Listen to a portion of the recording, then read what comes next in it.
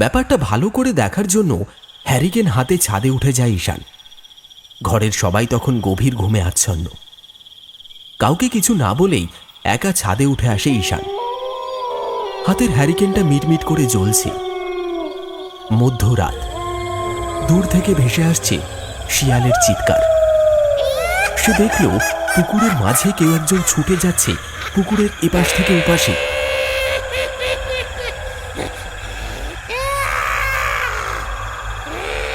ওরে বাবা রে, এটা কোনো মানুষ হতেই পারে না।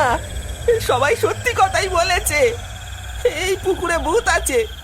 এক্ষুনি সবাইকে ডেকে এনে দেখাতে হবে। কথা শেষ করে সে নিচে নামতে যাবে, ঠিক তখনই তার সামনে প্রকট হয় পুকুরের সেই পিশাচ।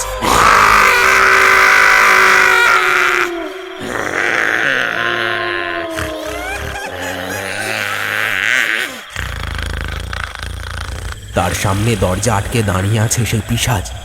পালিয়ে যাওয়ার আর কোনো রাস্তা নেই। রাগে গর্জন করতে করতে সেই পিশাচ এগিয়ে আসছে ঈশানের দিকে।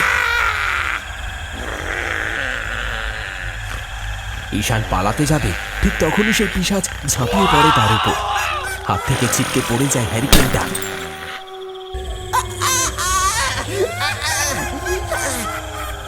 হ্যারিকেন ভেঙে গড়িয়ে পড়ছে কেরোসিন তেল। বাঁচাও, বাঁচাও আমাকে! মরে গেলাম। মাসি, মাসি বাঁচাও আমাকে! এই পিশাচ আমাকে মেরে ফেললো।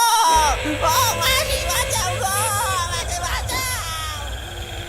বাঁচার প্রবল ইচ্ছায় ছটফট করছে ঈশান। তার বুকের উপর চেপে বসে আছে সেই পিশাচ, আর তার দু হাত দিয়ে গলা টিপে ধরেছে তার, যেন তার প্রাণ না নিয়ে ছাড়বে না আজ তাকে। ও ও মাসি, বাঁচাও!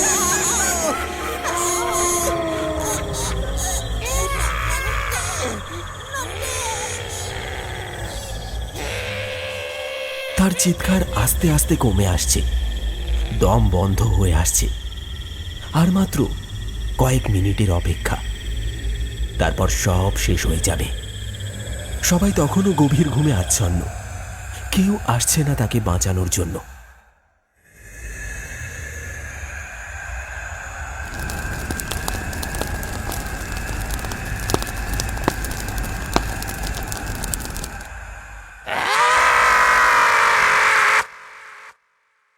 হঠাৎ সেই পিশাচ একটা মর্মান্তিক চিৎকার করে ঈশানের গলা ছেড়ে দিয়ে সেখান থেকে পালাল। সে দেখল ছাদের একপাশে দাউ দাউ করে আগুন জ্বলছে। হ্যারিকেন ভেঙে গিয়ে তেল গড়িয়ে গেছে ছাদের একপাশে জড়ো হয়ে থাকা পুরনো জামা কাপড়ের গায়ে, আর সেখানে কিছু নোংরা আবর্জনা আছে। আগুনটা লেগেছে তাতেই। সেই আগুন দেখে ওই পিশাচ ভয় পেয়ে ঈশানের গলা ছেড়ে দিয়ে পালিয়েছে। আর তার চিৎকার শুনে আর আগুনের ঝলকানি দেখে ছুটে আসে বাড়ির সবাই। সবাই তাকে নিচে নামিয়ে নিয়ে আসে। সমস্ত ঘটনা সে জানায় তার মাসিকে। এই যাত্রায় সে সেই পিশাচের হাত থেকে রক্ষা পায়। যারাই সেই পিশাচকে দেখেছে সবাই মারা গেছে।